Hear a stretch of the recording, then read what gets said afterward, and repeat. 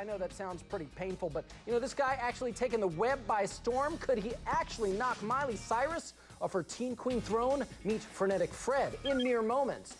Also, Tom Cruise makes a stunning move towards his ex, Nicole Kidman. You gotta hear what he's doing. Plus, you definitely do not want to miss our revealing look at stars then and now. Tom Cruise, how he's survived his ups and downs.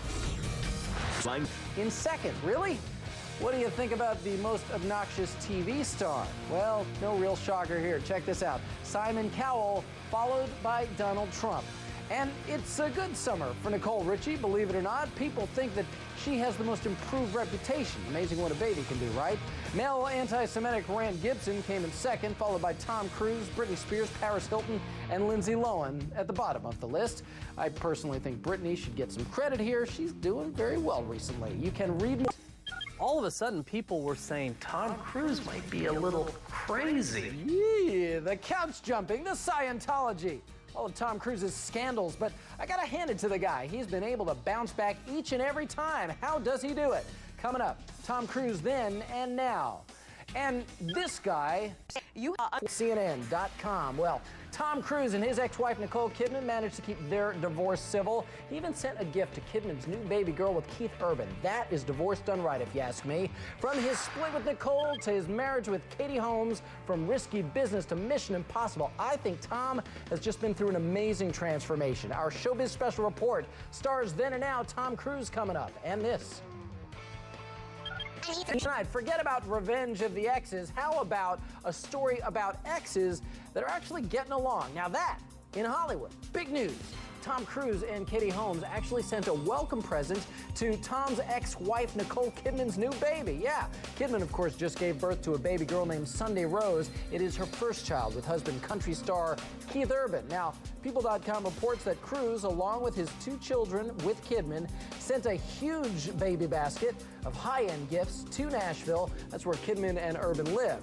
Tom and Nicole divorced in 2001 after almost 10 years of marriage. When Nicole Kidman met Tom Cruise on the set of Days of Thunder, he was just starting to make his mark as a major movie star and producer. And since then, Cruise has had some serious ups and downs, both personally and professionally. But despite all of his controversies, Tom Cruise has always managed to maintain his status as a Hollywood heavyweight, and it seems he has transformed into an even bigger star than most people expected. But how did he do it? It's our Showbiz Special Report. Tom Cruise, then and now. Here's Showbiz Tonight for Brooke Anderson. The year 1983, a movie called Risky Business, starring an up-and-coming actor named Tom Cruise. Just take those old records on the shelf.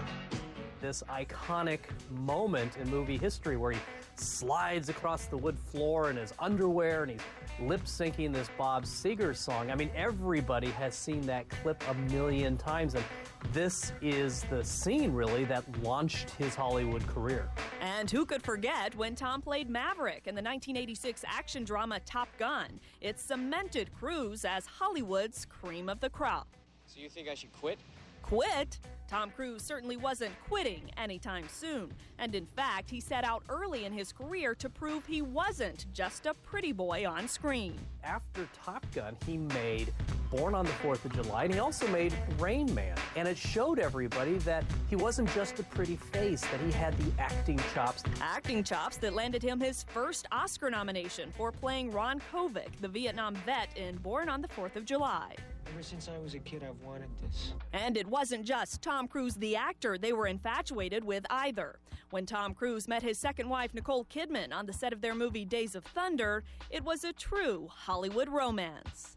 And they became this mega couple in Hollywood. A mega Hollywood couple, and Tom, the mega Hollywood actor, who expanded himself into being a producer, making more money than any other actor of his time, beginning with his hit franchise, Mission Impossible, and on to Jerry Maguire. He was a money-making machine. That period that Mission Impossible came out, followed by Jerry Maguire, was one of his most lucrative years. He banked $58 million. After that, he was just in a different tier altogether. In a different tier indeed, who from early on in his career wanted to work with top-tier directors. Just listen to him at the People's Choice Awards back in 1994, listing whom he hoped to work with. I'd like to work with Stanley Kubrick and Spielberg, and the list goes on. And Tom got his wish working with Kubrick in Eyes Wide Shut. Where the rainbow ends. And Spielberg in Minority Report. I promise I'll make it a memorable moment. But when he finally did, his personal life was suddenly taking an unexpected turn. And it began with the breakup of his marriage to Nicole shortly after they made Eyes Wide Shut, which took almost 3 years to make. Maybe did a bad, bad thing.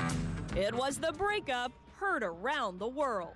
They had a very famous and we thought lasting relationship. We always held Tom and Nicole up as sort of one of those examples of a Hollywood relationship that works. As recently as a few days before they filed for divorce, they were seen in Las Vegas riding a roller coaster. So it was a big shock when they split. It was the first indication that Tom Cruise, the guy with the perfect career, the perfect Hollywood marriage, was transforming into someone who had his fans guessing about his personal life. And fast forward to 2005, the transformations in Tom's personal life took a U-turn of epic proportions when he suddenly stepped out with Katie Holmes. The relationship seemed to come out of the blue. She wasn't a co-star in his movie. Nobody knew that they had any sort of social relationship. And very early on, it was a relationship that rose suspicions and lots of whispers about it. And even more whispers when Tom Cruise, known for being so in control of his career, even of his personal life for so long, was suddenly seemingly out of control, doing and saying shocking things, including jumping for joy in the name of love on Oprah Winfrey's couch. Have you ever felt this way And then an even more stunning transformation when he got into a verbal fistfight with Matt Lauer on the Today Show about psychiatry as a pseudoscience. You're glib. You don't even know what Ritalin is. It was the first time Tom Cruise, the biggest actor in Hollywood, was openly defending his religion, Scientology. All of a sudden, people were saying Tom Cruise might be a little crazy. And all those out-of-character transformations that Tom Cruise was undergoing were catching up to him in his professional life. In August 2006, just months after Mission Impossible 3 rolled into theaters, Cruise's questionable antics cost him his career with Paramount Studios, home of his production company for 14 years. The chairman of Viacom, parent company to Paramount Studios, Sumner Redstone, went on record saying exactly how he felt about Tom Cruise's behavior. Probably the biggest blow in Tom Cruise's professional life is when he essentially got fired from Paramount by Sumner Redstone, who came out and said, look, Tom's public behavior is bad for business. Tom Cruise may have transformed into someone Paramount didn't want to work with anymore, but Cruise seemed content. In early November of 2006, just 3 months after being dumped by Paramount, he announced his new transformation, movie mogul for United Artists. And just weeks later, he married Katie Holmes in a big splashy wedding inside a castle in Italy. He even made amends with Brooke Shields and invited her to the wedding. It was Tom who extended the olive branch, and they became good friends. What's the story?